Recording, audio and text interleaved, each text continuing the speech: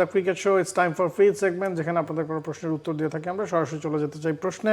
প্রথম প্রশ্নটা করছেন সিফাত সর্দার। বিপিএল এর শান্ত, এনসিএল এ জয়, সাদমানের সেঞ্চুরি, টেস্ট ব্যাটারি তো দিন শেষে বড় ইনিংস খেলে প্রমাণ করছেন, যারা টেস্টে পারে তারা সব পারে। আপনাদের মতামত কি? এটা তো আসলে প্রবাদের মতোই যে টেস্ট হচ্ছে শুদ্ধতর ক্রিকেটের প্রতীক এবং ওই জায়গায় আপনার টেকনিক সবচেয়ে বেশি কাজে দেয় এবং দিন শেষে একজন টেকনিক্যাল ব্যাটসম্যান টি-20-তে পারফর্ম করবেন সেটাই স্বাভাবিক, তবে টি-20-র মেজাজ তারা কতটা ধরে রাখতে পারেন এটা হচ্ছে আসলে কোশ্চেন। এখন টেস্টের ব্যাটারও আসলে টি-20-র মেজাজটা ধরতে শিখেছেন। ইটস বিকজ ওয়ার্ল্ড ওয়াইড টি-20টাই এত খেলা হচ্ছে এবং ওই জায়গায় স্পটলাইট এত বেশি, ওখানে পিছিয়ে থাকার আসলে উপায় নাই। আপনি খানিক আগে মূল শোতে শাহাদাত হোসেন দীপুর কথা বলছিলেন, যাকে কিনা বিসিবি কিন্তু পুরোদস্তুর টেস্ট ব্যাটারি হিসেবেই বিবেচিত করছিল।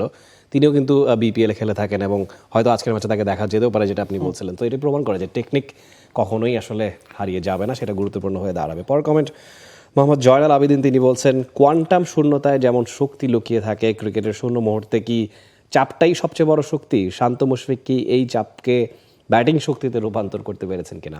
At the end of the day আপনি যখন পাড়ার ক্রিকেট খেলবেন তখন একটা কম্পিটিটিভনেস থাকে, তখনও চাপটা ইম্পর্টেন্ট একটা ফ্যাক্টর ওই জায়গায়। দিন শেষে আপনি যখন বড় মঞ্চে খেলছেন, যখন সবাই আপনাকে টিভিতে দেখছে, সেটা ইন্টারন্যাশনাল ক্রিকেট বলুন বা বিপিএল ক্রিকেট বলুন, তখন দিন শেষে চাপটা অনেক বড় একটা ফ্যাক্টর এবং আপনি ওই চাপকে কতটা ভালো মতো সামলে নিতে পারছেন, স্কিল আছে দেখেই তো এই ক্রিকেটাররা এই জায়গায় আসে এবং তাদের মধ্যে স্কিলের পার্থক্য তো আর খুব বেশি না। দিন শেষে কে কতটা প্রস্তুত হয়ে আসছেন সেটা ইম্পর্টেন্ট, কতটা ফর্ম সাথে নিয়ে আসছেন সেটা ইম্পর্টেন্ট, এবং এই চাপকে ফর্মহীনতার সময় কিভাবে আপনি ট্যাকেল করছেন, ফর্মে থাকা অবস্থায় কিভাবে ট্যাকেল করছেন, সেটা আসলে ইম্পর্টেন্ট। অ্যাবসলিউটলি। পরের কমেন্ট।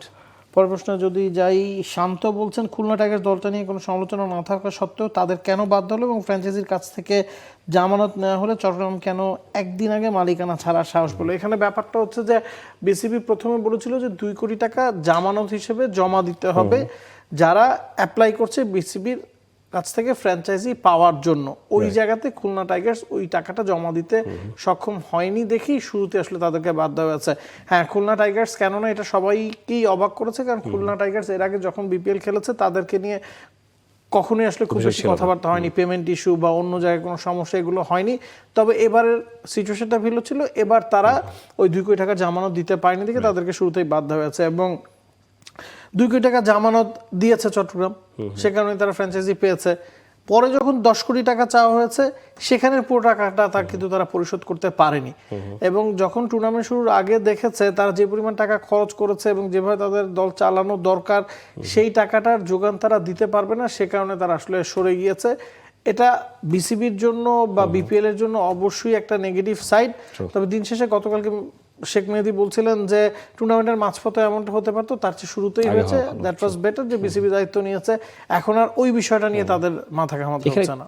একটা ডিউ ক্রেডিট বিসিবিকেও দেওয়া যায়, তারা শুরু থেকে স্ট্রিক্ট ছিল, এমন নয় যে আউট অফ নোহ্যার তারা ডিসিশনটা নিয়েছে। শুরু থেকে বলে রেখেছিল যদি কোনো দল সেই এক্সপেক্টেড অ্যামাউন্টটা দিতে না পারে বিসিবি উইল টেক ওভার, জোর করবে না এবং টেক ওভারটা করবে, সেটা করেছে smoothly. That's what matters the most আর কি। পরের কমেন্ট, সবশেষ কমেন্ট, লিমন ইসলাম, তিনি বলছেন মুস্তাফিজুর রহমান আইএল টি-20 এর ফর্মকে বিপিএলেও ধরে রাখতে পারবেন কিনা?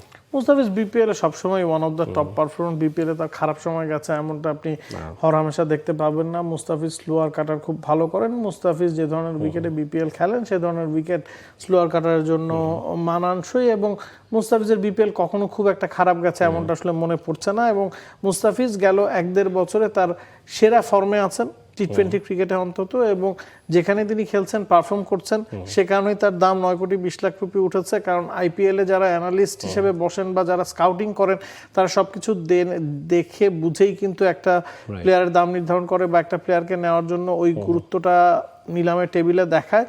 তিনি বর্তমান বিশ্বে বর্তমান ফর্মের বিবেচনা one of the top rated bowler এবং তিনি পারফর্ম করছেন দেখেই তার দাম এতটা উঠেছে এবং আইএল টি-20তে আপনি পারফর্ম করছেন, বিপিএল এ না করার কোনো কারণ নেই। একটা সম্পর্ক প্রশ্ন আপনাকে করতে চাই, যেটা আগের ফ্রি হিটেও এসেছিল কমেন্টটা। মুস্তাফিজুর রহমান টানা খেলছেন, আইএল টি-20 খেললেন, বিপিএল খেলবেন, টি-20 ওয়ার্ল্ড কাপ খেলবেন, আইপিএল খেলবেন, ওনার কিন্তু কোনো বাফার টাইম নাই।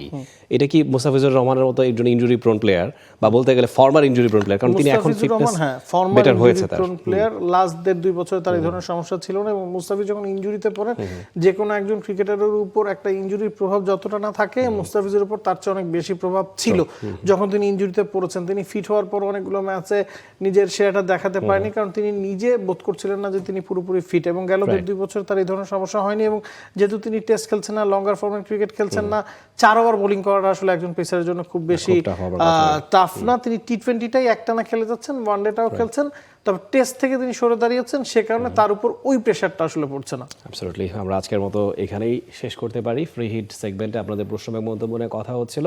সপ্তাহে 3 দিন, শনি সোম বুধ আমরা হাজির হয়ে যাই দ্য ক্রিকেট শো নিয়ে। সবসময় টি স্পোর্টসের সঙ্গে থাকবেন। এই আমরা সন্ধ্যা 6টায় ক্রিকেট শোটা করি, তবে এই পুরো বিপিএল এর জন্য কিন্তু আমরা শনি সোম বুধবারে ক্রিকেট শোটা করব, 2টা ম্যাচের মাঝখানে বিকাল 5টার দিকে। For more updates, subscribe to our YouTube channel and click on the bell icon.